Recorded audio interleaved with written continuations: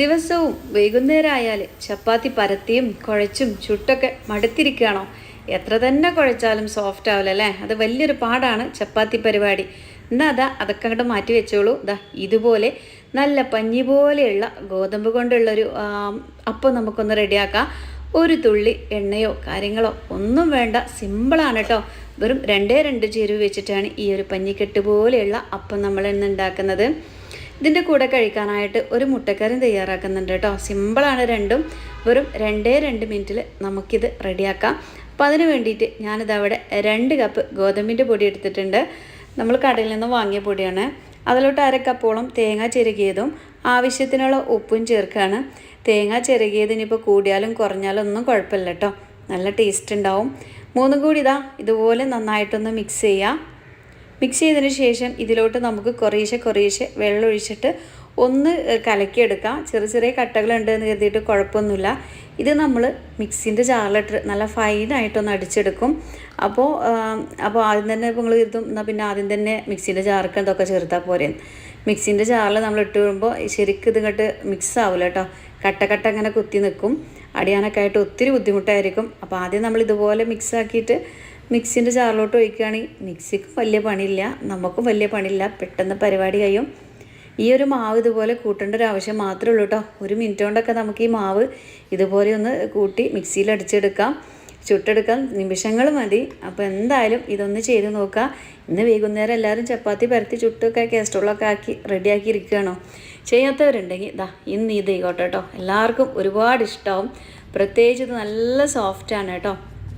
പല്ലില്ലാത്തവർക്ക് പോലും കഴിക്കാനായിട്ട് പറ്റും. ഇനിയിപ്പോൾ ചപ്പാത്തി മാത്രമേ ഞങ്ങൾ കഴിക്കുള്ളൂ എന്ന് പറയുന്ന ആൾക്കാരുണ്ട്, നിങ്ങൾ ചപ്പാത്തി പരത്തി ചുട്ടോളി. പക്ഷേ ഇത് സൂപ്പർ സാധനം കേട്ടോ, കഴിക്കാനും നല്ല ടേസ്റ്റാണ്. അപ്പോൾ നന്നായിട്ട് മിക്സ് ആക്കിയിട്ട് ഞാനിത് മിക്സിൻ്റെ ജാറിലോട്ടൊന്ന് ഒഴിച്ച് കൊടുക്കുകയാണ്. ഏകദേശം എനിക്കിവിടെ വന്നത് 2 കപ്പ് വെള്ളത്തിലാണ് കേട്ടോ ഞാനിത് മിക്സ് ആക്കിയത്. കൂടെ ഒരു 1/4 കപ്പ് വെള്ളം കൂടി ഈ ഒരു സമയത്ത് നമ്മൾ ചേർക്കുന്നുണ്ട്. അപ്പോൾ മുഴുവനായിട്ട് എനിക്ക് വന്നത് 2.5 കപ്പ് വെള്ളം ഒഴിച്ചിട്ടാണ് ഞാൻ ഈ ഒരു മാവ് റെഡിയാക്കി എടുത്തത് കേട്ടോ. ഇനി ഈ ഒരു 1/4 കപ്പല്ലേ, ഏകദേശം ഒരു 1/4 കപ്പ് ഞാൻ ഈ ഒരു മിക്സിൻ്റെ ജാറിലൊന്ന് ഷേക്ക് ചെയ്തിട്ട് അതും കൂടി ഒരു മാവിലോട്ട് ഒഴിക്കുകയാണ്. അങ്ങനെ 2.5 കപ്പ്. അപ്പോൾ നമ്മൾ എത്രത്തോളമാണോ ഗോതമ്പിൻ്റെ പൊടി എടുക്കുന്നത് അതേ കണക്കിന് തന്നെ വെള്ളം കാര്യങ്ങളൊക്കെ കറക്റ്റായിട്ട് എടുക്കാനായിട്ട് നോക്കുക. കുറേശ്ശെ വെള്ളം ഒഴിച്ചിട്ട് ഇതൊന്ന് റെഡിയാക്കി എടുത്താൽ മതി. നന്നായിട്ട് ഇളക്കുമ്പോൾ കാണാൻ പറ്റും നമുക്ക് ഈ ഒരു മാവിൻ്റെ കട്ടിയൊക്കെ എത്രയാണെന്ന് കേട്ടോ. അപ്പോൾ ഈ ഒരു കൊച്ചു വീഡിയോ നിങ്ങൾക്ക് ഇഷ്ടമായിക്കണമെങ്കിൽ എല്ലാവരും നമ്മുടെ വീഡിയോക്ക് ഒരു ലൈക്ക് തരി. ഇഷ്ടമാവാതിരിക്കുമല്ലേ? ആർക്കാ ചപ്പാത്തി ഇങ്ങനെ കുഴച്ചും പരത്തിയും ചുട്ടും എന്നും മടുക്കും, കഴിച്ചുകാണ്ടും മടുക്കും. പിന്നെ അതിനൊരു കറി, ഇതിനും വേണം കേട്ടോ കറിയൊക്കെ. പിന്നെ അതിനൊരു കറി ഉണ്ടാക്കലൊക്കെ കൂടെ ആകുമ്പോൾ ഒത്തിരി സമയമെടുക്കും. ഇത് സിമ്പിളാണ്, കറി ഉണ്ടാക്കാനുള്ള ടൈം മാത്രം നമുക്ക് മതി. വെറും 2 മിനിറ്റിൽ കടി ഇവിടെ റെഡി ആവും കേട്ടോ. രാവിലെയൊക്കെയാണ് പിന്നെ പറയേണ്ട ആവശ്യമില്ല. രാവിലെ ഓഫീസിൽ പോണവർക്ക് ജോലിക്ക് പോണവർക്കൊക്കെ സിമ്പിളായിട്ട് റെഡിയാക്കാം. ആ ഒരു മാവ് ഞാൻ അങ്ങ് മാറ്റി വെച്ചിട്ടുണ്ട് കേട്ടോ. റെസ്റ്റ് ചെയ്യേണ്ട ആവശ്യമൊന്നുമില്ല, പെട്ടെന്ന് തന്നെ ചുട്ടെടുക്കാം. എങ്കിലും ഇതിലോട്ട് നമുക്കൊരു, ഞാൻ പറഞ്ഞല്ലോ, നല്ല അടിപൊളി കോംബോ ആയിട്ടുള്ളൊരു സൂപ്പർ കറിയാണ് ചെയ്യുന്നത്. ഏകദേശം ഒരു 3 കോഴിമുട്ട ഒരു ബൗളിലോട്ട് പൊട്ടിച്ച് വയ്ക്കുന്നുണ്ട്. 3 വേണമെന്നില്ല, 2 ഉണ്ടായാലും കുഴപ്പമില്ല. 3 എടുത്തിട്ടുണ്ട് കേട്ടോ ഞാൻ. അതിലോട്ട് ഒരു നുള്ളു ഉപ്പും പിന്നെ നിങ്ങളെടുത്ത് ചില്ലി ഫ്ലേക്സ്, അതായത് വറ്റൽമുളക് ചതച്ചിട്ടുണ്ടെങ്കിൽ അതൊരിത്തിരി ചേർക്കുക. അതിലൊരു 1/4 ടീസ്പൂൺ കുരുമുളക് പൊടി, അതല്ല എന്നുണ്ടെങ്കിൽ ഞാൻ ചേർത്ത പോലെ ഒരിത്തിരി മുളക് പൊടിയാണ് കേട്ടോ ഞാൻ ചേർക്കുന്നത്. എല്ലാം നന്നായിട്ടൊന്ന് ഇതുപോലെ ഒന്ന് ബീറ്റ് ചെയ്തെടുക്കാം. ഇനിയിപ്പോൾ മുട്ടയുടെ അളവ് കൂടിപ്പോയി നേരിടാൻ ടെൻഷൻ ആവേണ്ട. ഈ ഒരു കൂട്ടേ നമ്മൾ ഈ ഒരു അപ്പത്തിലോട്ട് മാത്രമല്ല കേട്ടോ, എല്ലാത്തിലോട്ടും പറ്റിയ നല്ലൊരു സൂപ്പർ കോംബോ ആണ്. ഇതിൻ്റെ സ്മെല്ല് മാത്രം മതി മക്കളെ, ചോറൊക്കെ വയറ് നിറച്ച് കഴിക്കാനായിട്ട്. ഞാനൊരു പാൻ ചൂടാക്കിയിട്ട് അതിലോട്ട് ഈ ഒരു കോഴിമുട്ട ബീറ്റ് ചെയ്തത് പൊട്ടിച്ച് വയ്ക്കുകയാണ്. അപ്പോൾ ഇത് നമുക്ക് ഒരുപാട് അങ്ങ് വെന്ത് അങ്ങനെയൊന്നും വേണ്ട, ചെറിയ പീസായിട്ടാട്ടോ ഇത് നമുക്ക് കിട്ടേണ്ടത്. അപ്പോൾ ഞാനിതാ ഇപ്പം തന്നെ ഇളക്കി കൊടുത്തിട്ട് ജസ്റ്റ് ഒന്ന് ഇതുപോലെയൊക്കെ ഒന്ന് ചെയ്യാണ്. അത്യാവശ്യം വലിയ കഷ്ണങ്ങളായിട്ടാണ്, ഒത്തിരി ഡ്രൈ ആയിട്ട് ഇങ്ങനെ മുരിഞ്ഞ് അങ്ങനെയല്ല, നല്ല സോഫ്റ്റ് ആയിട്ടാണ് കേട്ടോ ഓരോ കഷ്ണങ്ങളും നമുക്ക് കിട്ടേണ്ടത്. ഈ ഒരു സമയമാകുമ്പോഴേക്കും തന്നെ നമുക്കിത് മറിച്ചിടാം. ഇപ്പോൾ പൊട്ടിപ്പോയി എന്ന് കരുതിയിട്ട് ടെൻഷൻ ആവണ്ട, നമുക്കിത് പൊട്ടിച്ചെടുക്കാനുള്ളതാണ്. ഇതുപോലെ ഒന്ന് മറിച്ചിട്ട് എടുത്തിട്ടുണ്ട്. ഈ ഒരു സമയം നിങ്ങളുടെ കയ്യിൽ മല്ലിച്ചപ്പ് ഉണ്ടെങ്കിൽ ഒരു തണ്ട് മല്ലിച്ചപ്പ് ചെറുതായിട്ട് കട്ട് ചെയ്ത് കൂടി ഈ ഒരു മുട്ട ബീറ്റ് ചെയ്യുന്ന സമയം ഇട്ട് കൊടുക്കുക കേട്ടോ. എൻ്റെ കയ്യിലില്ലാത്തതിൻ്റെ പേരിലാണ് ഞാനിവിടെ ചേർക്കാത്തത്.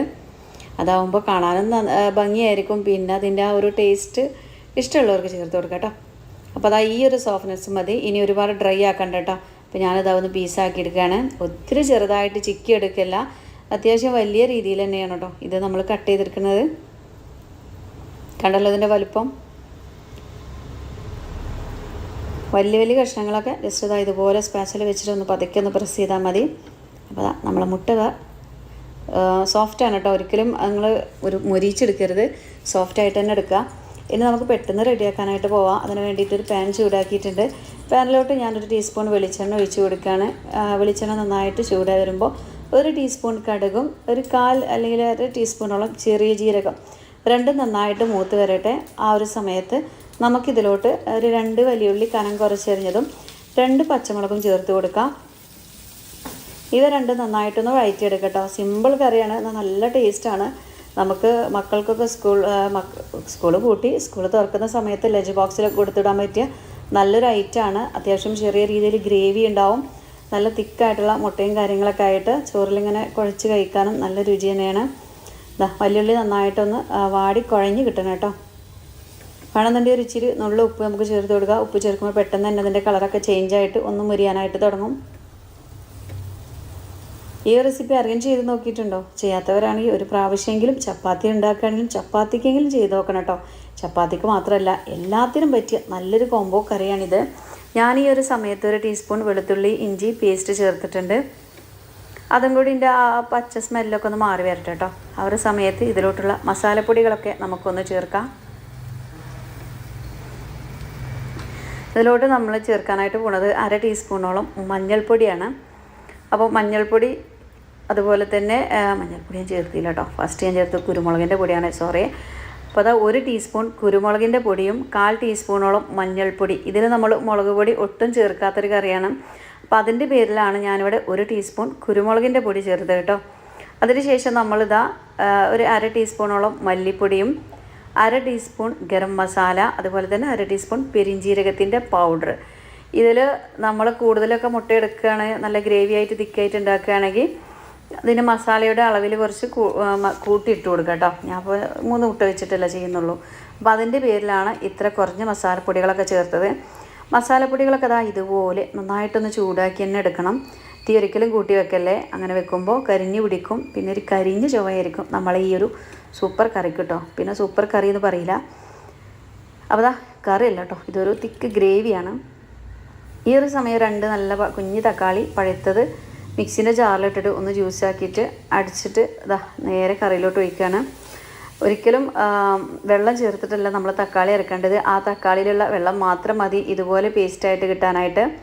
തക്കാളി ഒഴിച്ചിട്ട് തക്കാളിയുടെ ആ ഒരു പച്ച സ്മെല്ലൊക്കെ ഒന്ന് മാറി ഇങ്ങനെ വരുന്ന ടൈമിൽ ഇതിലോട്ട് നമുക്ക് ആവശ്യത്തിനുള്ള വെള്ളം ഒഴിച്ച് കൊടുക്കാം. ഒത്തിരി വെള്ളം ചേർത്തിട്ട് ആകെ കൊളാക്കിയെടുക്കണ്ട.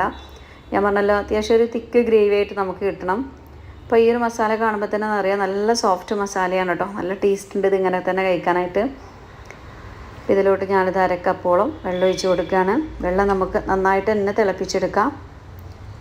കുറച്ച് സമയം ഒന്ന് അടച്ച് വെക്കണം. അടച്ച് വെച്ചിട്ട് നന്നായിട്ട് തിളക്കണം കേട്ടോ. തിളച്ചിട്ട് ഈ വെള്ളമൊക്കെ ജസ്റ്റ് ഒന്ന് ചെറുതായിട്ട് വറ്റി നമ്മളെ വല്യുള്ളിയൊക്കെ ഒന്ന് സോഫ്റ്റായിട്ട് കിട്ടണം. നമ്മൾ ആദ്യം ഉപ്പ് ഉള്ളി വാട്ടുന്ന സമയത്ത് ഒരു ഇച്ചിരി ചേർത്തിട്ടുണ്ട്. അപ്പോൾ അതൊക്കെ ചെക്ക് ചെയ്തിട്ട് ഈ ഒരു സമയം ഉപ്പ് ചേർത്ത് കൊടുത്തിട്ട് നന്നായിട്ട് ഇതുപോലെ ഒന്ന് ഇളക്കുക. ഞാനിതവിടെ അടച്ച് വെക്കാനായിട്ട് പോവുകയാണ്. അപ്പോൾ ഈ ഒരു ടൈമിലൊക്കെ ഒരു തണ്ട് കറിവേപ്പിൻ്റെ ചേർത്ത് കൊടുക്കണം കേട്ടോ. കാരണം എൻ്റെ അടുത്ത് ഇപ്പോൾ കറിവേപ്പിൻ്റെ ഇല ഒന്നുകിൽ ഞാൻ വീട്ടിൽ പോയിട്ട് എടുക്കാറാണ് പതിവ്. കടയിൽ നിന്നും അധികം അങ്ങോട്ട് വാങ്ങാറില്ല, എന്നാലും കുടുങ്ങിയാൽ വാങ്ങാറുണ്ട് കേട്ടോ. പക്ഷേ ഇന്നിപ്പോൾ ഒരു കറിവേപ്പിൻ്റെ ഇല ഒക്കെ കഴിഞ്ഞിട്ടുണ്ട്.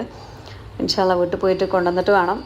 അപ്പോൾ ഈ ഒരു തിക്ക് ഗ്രേവിയിലോട്ട് നമ്മളിതാ നേരത്തെ സോഫ്റ്റായിട്ട് വറുത്ത് വെച്ച മുട്ട കൂടി ഇട്ട് കൊടുത്തിട്ട് ഇതുപോലെ ഒന്ന് ഇളക്കിയെടുക്കാം. ഇനി നമുക്കിത് അടച്ച് വെച്ചിട്ട് വേവിച്ചെടുക്കാം കേട്ടോ. നല്ല ടേസ്റ്റാണ് ഈ ഒരു കറി. അപ്പോൾ പലരും കരുതുന്നാൽ പിന്നെ ഈ കറിയിലോട്ട് അങ്ങ് മുട്ട പൊട്ടിച്ചൊഴിച്ചാൽ പോരെ. അങ്ങനെ ഒഴിച്ചുമ്പോൾ ഈ ഒരു ഗ്രേവി നമുക്ക് കിട്ടൂല മക്കളെ. അപ്പോൾ ടൈറ്റായിട്ട് ഇങ്ങനെ ആയിട്ട് നിൽക്കും. അപ്പോൾ ഈ ഒരു തിക്നെസ്സും ഗ്രേവിയും കാര്യങ്ങളൊന്നും കിട്ടൂല. കുറഞ്ഞൊരു ചാറോട് കൂടിയിട്ടുള്ള കറി നമുക്ക് കിട്ടണ്ടേ. അതുപോലെ തന്നെ ഇങ്ങനെ ഉണ്ടാക്കിയാൽ നല്ല ടേസ്റ്റാണ് കേട്ടോ. ചോറിൻ്റെ കൂടെയും ചപ്പാത്തി, ദോശ എല്ലാത്തിനും പറ്റിയ സൂപ്പർ കോംബോ ആണ്. ഒരു പ്രാവശ്യമെങ്കിലും മുട്ടക്കറിയൊക്കെ ഉണ്ടാക്കുന്ന സമയത്ത് മുട്ട പുഴുങ്ങാനൊന്നും ടൈമില്ലാത്തൊരു അങ്ങനെയൊക്കെ ഒരു സമയം വരുമല്ലോ. അങ്ങനത്തെ സമയത്തൊക്കെ ഇതുപോലെ തന്നെ റെഡിയാക്കിക്കോളും. ഇനിയിപ്പോൾ അങ്ങനത്തെ സമയം തന്നെ കാത്ത് നിൽക്കണ്ട. നമുക്ക് ഈ രാവിലെയൊക്കെ പെട്ടെന്നൊരു കറി റെഡിയാക്കണമെന്നുണ്ടെങ്കിലും ഒക്കെ പറ്റിയൊരു ചാറ് തന്നെയാണ് കേട്ടോ ഇത്.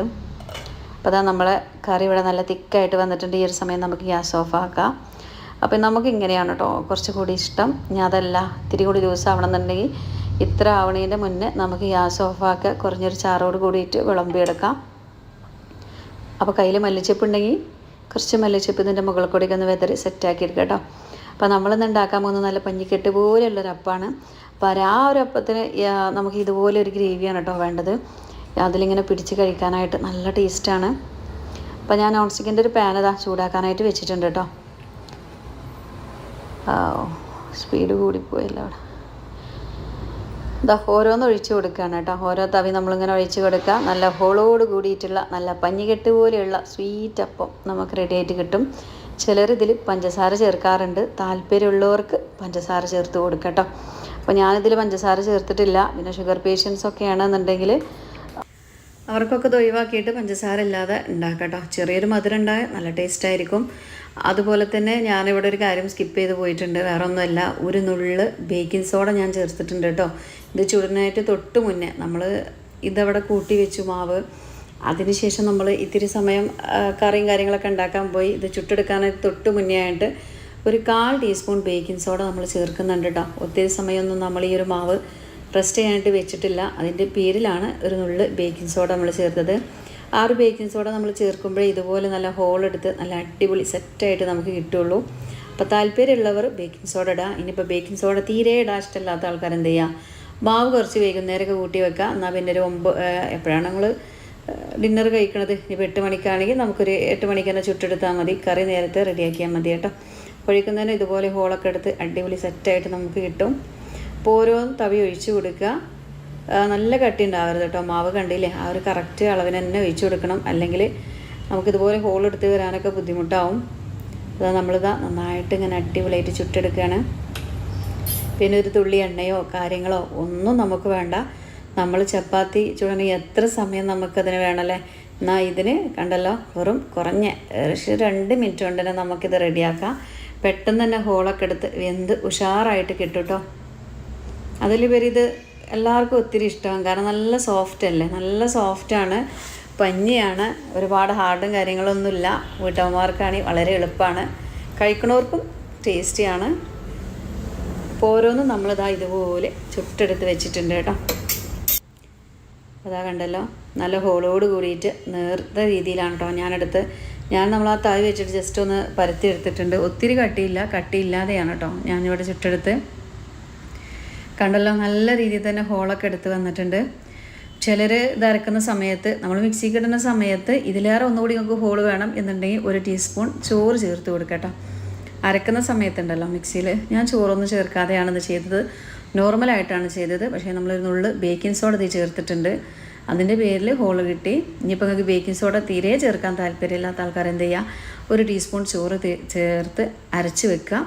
ഒരു 2 മണിക്കൂർ മുന്നെങ്കിൽ അരച്ച് വെക്കണം കേട്ടോ. എന്നിട്ട് ചുട്ടെടുത്താൽ നല്ല രീതിയിൽ തന്നെ ഹോളൊക്കെ ഉണ്ടായി വരും. ഇവിടെ നമ്മളെ കറിയും ഈ ഒരു അപ്പവും സൂപ്പർ ടേസ്റ്റായിരുന്നു കേട്ടോ. രണ്ടും നല്ല അടിപൊളി കോംബോ.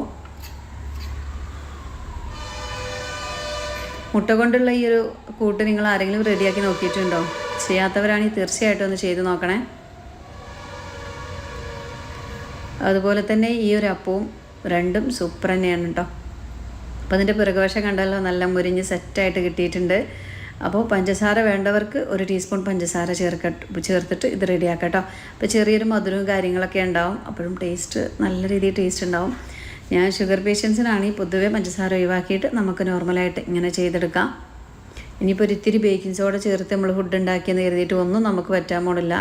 ഒരു കാലത്ത് നമുക്ക് ബേക്കിംഗ് സോഡ ചേർത്തെന്ന് കരുതിയിട്ട്, കാലത്ത് ഒരുപാടല്ല കേട്ടോ, എപ്പോഴെങ്കിലും ഇച്ചിരി ബേക്കിംഗ് സോഡ ചേർത്ത് ഫുഡ് ഉണ്ടാക്കിയെന്ന് കരുതിയിട്ട് ഒരു കുഴപ്പമില്ല. പിന്നെ കിഡ്നി രോഗികൾ അങ്ങനെ രോഗികൾക്കൊക്കെ ഈ ബേക്കിംഗ് സോഡ അടങ്ങിയിട്ടുള്ള മെഡിസിൻ ടാബ്ലറ്റൊക്കെ കൊടുക്കലുണ്ട്. നേരിട്ടൊക്കെ പാടെ വാരി കഴിക്കില്ല, അത്ര അങ്ങോട്ട് കേടില്ല എന്നാണ് ഞാൻ പറയണത്. എപ്പോഴെങ്കിലും കഴിക്കണോണ്ട് കുഴപ്പമൊന്നുമില്ല കേട്ടോ. അപ്പോൾ നമ്മുടെ ഈ ഒരു കറിയും അടിപൊളി അപ്പവും ഇവിടെ റെഡി ആയിട്ടുണ്ട്. രാവിലേക്ക് സിമ്പിളായിട്ട്, ഇനി മക്കളൊക്കെ വീട്ടിലുണ്ടാവും, അപ്പോൾ ഇതുപോലെ നല്ല അടിപൊളി ഐറ്റംസൊക്കെ ഉണ്ടാക്കി കൊടുക്കാം. ഞാൻ പറഞ്ഞില്ല, ചുരുങ്ങിയ സമയത്തിൻ്റെ ഉള്ളിൽ നല്ലൊരു അടിപൊളി ബ്രേക്ക്ഫാസ്റ്റാണ്. ഇഷ്ടമായെങ്കിൽ എല്ലാവരും മറ്റുള്ളവർക്ക് ഷെയർ ചെയ്ത് കൊടുക്കുക. നമ്മൾ വീഡിയോക്ക് ഒരു ലൈക്ക് തരിക, ചാനൽ കൂടി ഒന്ന് സബ്സ്ക്രൈബ് ചെയ്തിട്ട് എല്ലാവരും നമ്മളൊന്ന് സപ്പോർട്ട് ചെയ്യണം കേട്ടോ. പിന്നെ ഇൻഷാ അല്ലാഹ് ഇന്നത്തെ നമ്മുടെ വീഡിയോ ഇത്രയേ ഉള്ളൂ.